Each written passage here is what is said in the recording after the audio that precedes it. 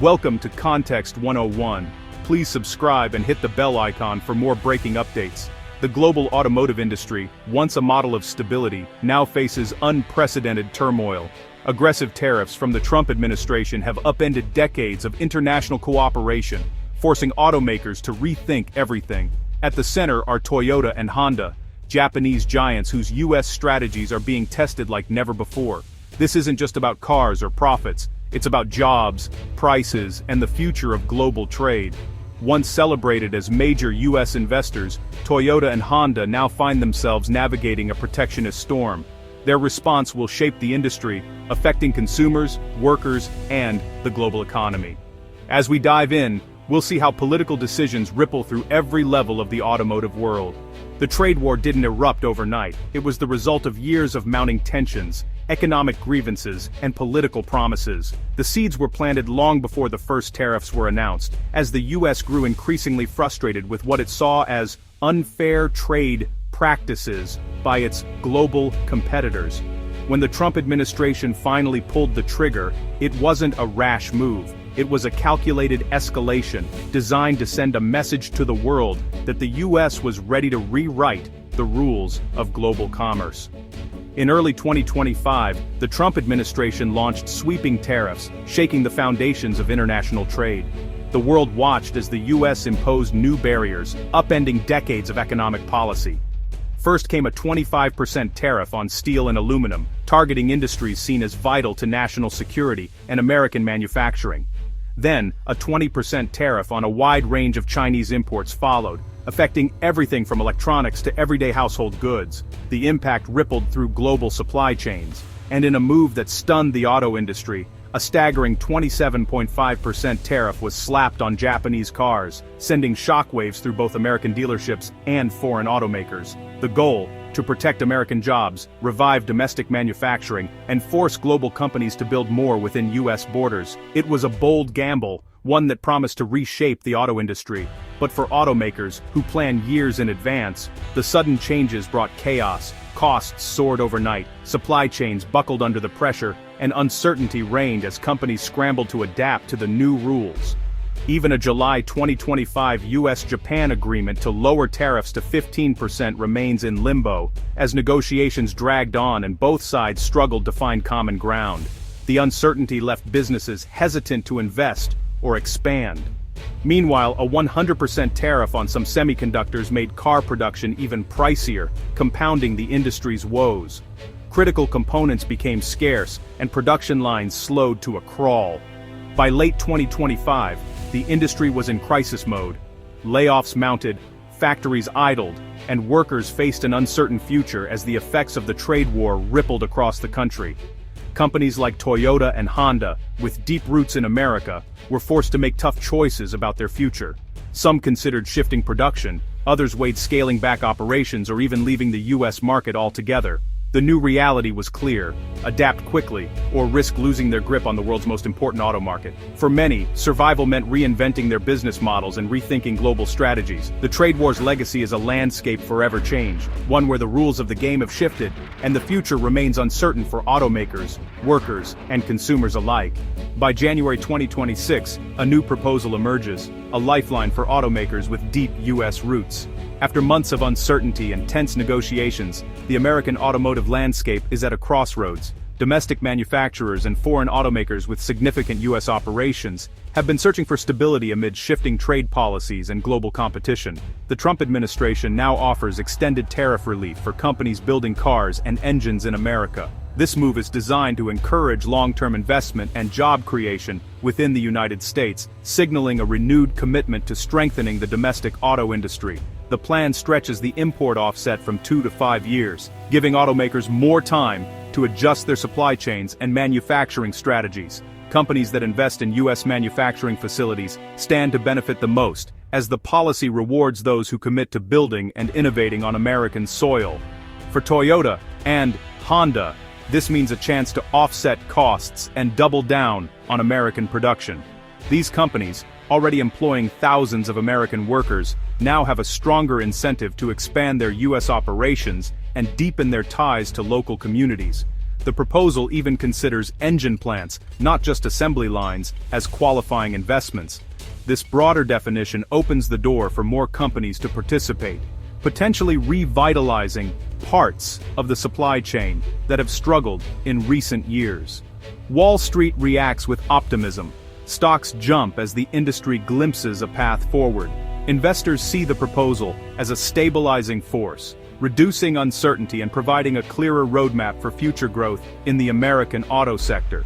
The message is clear: build here, benefit here. The government's stance is unambiguous. Those who invest in American workers and infrastructure will be rewarded, while those who hesitate may find themselves at a disadvantage. For Japanese automakers, the stakes are high: adapt their business model or risk being left behind. The new rules force a strategic rethink, pushing companies to localize more of their production and supply chains if they want to remain competitive in the US market. The future of selling cars in America is now tied to building them on American soil. As the industry adapts, the coming years will reveal which automakers are ready to embrace this new era of American manufacturing, and which will struggle to keep up. For Toyota, the 2025 tariffs were a financial earthquake. Despite decades of US investment, global supply chains left them exposed. Profits plunged 16% in months. With low inventories, Toyota had no cushion. Higher costs hit immediately, forcing tough decisions. The new 2026 proposal aligns with Toyota's US investments, pushing them to accelerate local assembly and engine production. Plants in Kentucky, Indiana, and Texas are now central to Toyota's survival strategy. The challenge: shift production, retrain workers, and rework supply chains, all at massive cost. But the reward is clear tariff relief and a secure foothold in the American market. Toyota's pivot is both defensive and strategic, ensuring its future in a volatile landscape. The company's journey shows how global giants must become local to survive. In this new era, adaptability is everything. Honda faced the same storm. Tariffs hit hard, but the company showed resilience. With major US plants, Honda managed to cut its expected tariff losses by 31%, signaling smart supply chain moves. Lean inventories meant Honda couldn't delay price hikes, so the pressure was on to adapt fast.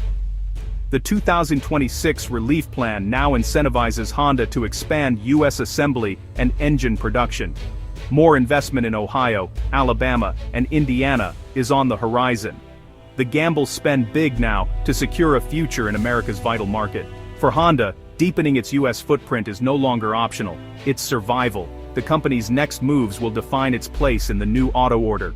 Tariffs didn't just hit automakers. These sweeping changes sent shockwaves through the entire automotive ecosystem, touching everyone from the factory floor to the family shopping for a new car. They hit consumers and workers too, creating a ripple effect that was impossible to ignore. New car prices soared, jumping nearly $10,000 in some cases, putting once affordable vehicles out of reach for many families and first-time buyers.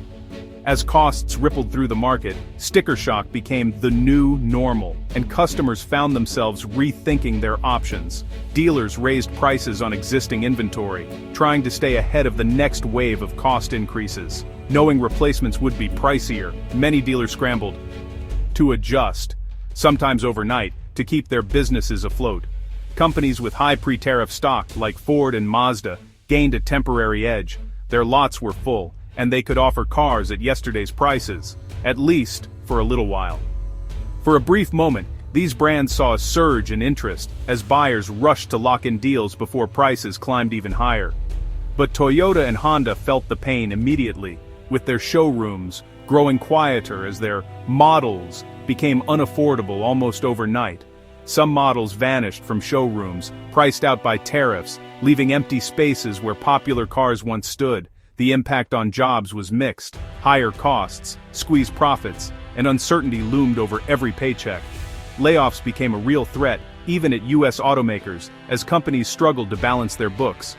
GM and Ford projected billions in tariff-related losses, sending shockwaves through the industry and Wall Street alike. Executives faced tough choices on spending and staffing, forced to rethink investments and future plans. The new push for domestic production offers hope, promising jobs and renewed investment in American manufacturing. But the transition is fraught with risk for workers and communities, as not everyone will benefit equally or immediately. The ripple effects of trade policy are felt on every factory line and showroom floor. shaping the lives of workers, families, and entire towns. For many Americans, the cost of protectionism is all too real, felt not just in the price of a car, but in the uncertainty of tomorrow. Industry experts sounded the alarm as tariffs took hold. Charlie Chesbrough of Cox Automotive warned that tariffs would spark inflation, slash sales, and force automakers to cut models. Dealers, he said, would hike prices immediately, shrinking consumer choice. On the political front, Senator Bernie Moreno championed the shift to rewarding U.S. production, framing it as a win for American jobs. Industry insiders agreed. The initial tariffs were unsustainable, but targeted incentives could stabilize the market. The debate rages on, but one thing is clear: trade policy now shapes every decision in the auto industry. The stakes have never been higher. The auto tariff fight is just one front in a vast economic war. Japan, America's top foreign investor, has $819 billion at stake, far more than just cars. Ironically, the US had a $70 billion trade surplus with Japan before the tariffs, complicating the unfair trade narrative. Tariffs risk retaliation, threatening U.S. exporters and straining a crucial alliance. Some Japanese firms, like Sony and Subaru, weathered the storm. Others, especially in semiconductors, were hit hard. The legal battle over tariffs adds more uncertainty, with the Supreme Court yet to rule. For Toyota and Honda, every move is a gamble in a high-stakes, shifting landscape. The global rules of trade are being rewritten in real time. In this new world, every decision carries outsized risk. The story of Trump's tariffs is a real-time drama of politics colliding with business. Toyota and Honda, once global importers, are now racing to become American manufacturers. Tariffs have driven up prices, squeezed profits, and forced a fundamental rethink of global supply chains. The new relief plan offers hope, but uncertainty remains. Legal battles, policy shifts, and economic nationalism cloud the future. The era of seamless global trade is over. Adaptability is the new currency. For consumers and workers, the stakes are personal. Jobs, prices, and economic security hang in the balance. The choices made now will shape the industry and our lives for years to come. The road ahead is uncertain, but the world is watching.